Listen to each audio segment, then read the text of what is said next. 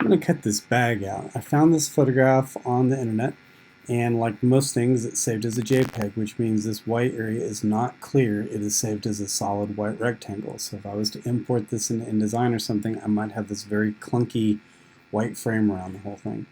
So I just went to Google Images, just searched for Miracle-Gro or Miracle-Gro bag.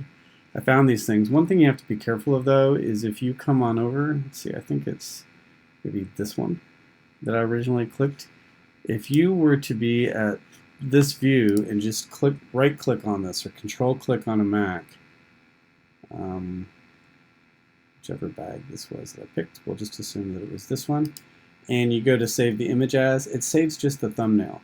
So by taking the time to actually click on the picture and enlarge this to this view, now if I control click on this and tell it to copy the image, or save the image in a new tab, or save the image as, or something like that, I get a bigger version. Here was, if I just grab the thumbnail, this is the one if I clicked on the thumbnail and after opening the thumbnail, control clicked on this. So I'm going to come in here and I'm just going to go copy image, because I'm in a hurry. I'm going to go back to Photoshop, and I'm going to tell it I want to make a new document.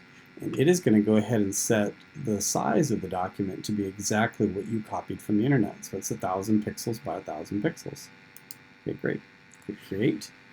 Then I'm going to go up to Edit, and I'm going to tell it to paste. And I've got an extra layer right here. That's fine. I can have that.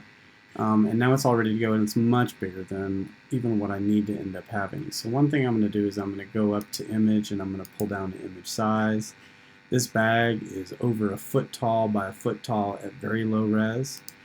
I'm going to change this. I probably only need the bag to be 3 inches tall or so at the most. And then I notice what the resolution is. It's a little over 300. I think that's fine. If this was 800 or 900, I'd come back in on the resample button and change that to be maybe no more than 300 or something for working on just a class project. Click OK. And now I'm going to do pretty much the same thing that I did on the other one. Now I don't really probably need to do this on here, but I'm going to go ahead and just keep my habit of duplicating the original before I do anything.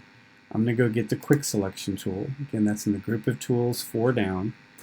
I'm going to go ahead and get myself a fairly large brush by hitting the 2 characters after the P on the keyboard, which is the close bracket key. And I also want to make sure that my icon looks like it's a fairly hard edge, which in this case it's 100% hardness, because the edge of this bag is very hard and distinct. I'm just going to push and hold, and I'm going to rub across the bag. Since there's a lot of different colors in here, it may not do such a great job to begin with. I'm going to get used to hitting my Q button. And it looks like I grabbed everything just to put me in the quick mask mode, but I definitely can tell it didn't grab the corner up here. So I'm going to hit Q to get out of that. Make my brush a lot smaller. Come on down here and try that again. Hit Q. Looks great. Looks like it has everything that I wanted it to do. Whoops, except I can sometimes see right here it didn't fill in this thing completely. So I'm going to go back one more time. And now I don't see any of that little pink showing up anywhere. It's great. Hit Q to get back out of it. All I do on this top layer is I click the mask icon down here, add layer mask.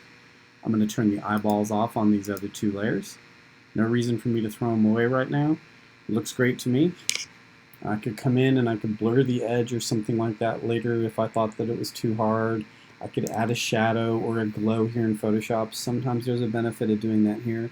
But most of the time it's just easier just to cut the object out here and do any of the drop shadowing or cast shadowing or glows actually in InDesign. File, save as. I'm doing this after I've made sure I've turned off the eyeballs on the other layers so that I can see the gray and white checks here. Again, file, save as. Bag. Make sure it's a Photoshop file. Hit save. And click OK, and that's it.